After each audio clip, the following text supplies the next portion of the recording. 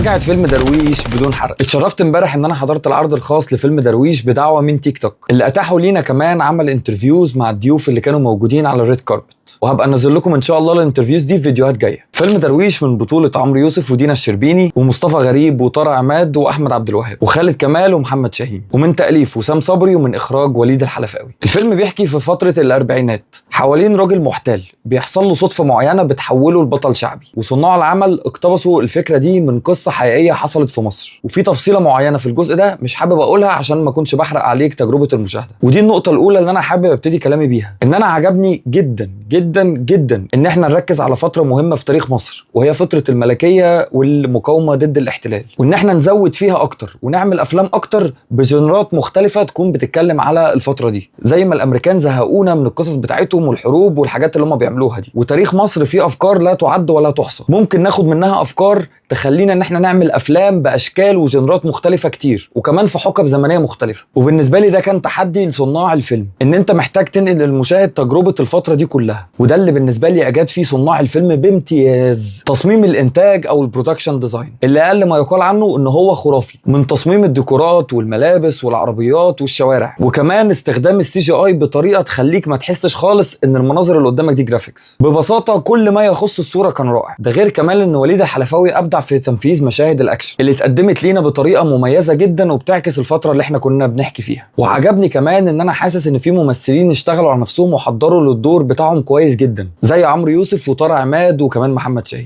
يعاب على الفيلم بالنسبة لي التطويل في بعض الفترات اللي كان ممكن ننجز فيها شوية في خلال احداث الفيلم، وكمان بعض من اجزاء الموسيقى التصويرية، مش كلها بامانة، كنت حاسس بعدم ملائمتها للفترة اللي احنا كنا بنحكي فيها. اخيرا فيلم درويش هو فيلم حلو، انصح طبعا بدخوله للسينما، لان انت هتقضي وقت لطيف وجميل وممتع. وحاجة مهمة جدا ان انت تاخد اولادك وتعرفهم على جزء مهم في تاريخ بلدهم، وده بطريقة ممتعة جذابة وليست منفرة. الفيلم هينزل بكرة يوم 13 اغسطس في جميع السينمات في مصر، ويوم 28 اغسطس في جميع سينمات الوطن العربي. من الانترفيوز اللي كان نفسي اعملها امبارح بصراحة كانت مقابلة مع عمرو يوسف، خصوصا ان اسمه على اسمي، لكن للاسف ولسوء حظي ان هو لما جاء دوري في ان انا اعمل الانترفيو كان الفيلم او العرض الخاص بدأ فعلا، فاضطر ان هو يمشي. كان نفسي بصراحة يبقى في عمرو يوسف انترفيو، ان شاء الله تتعود في المستقبل.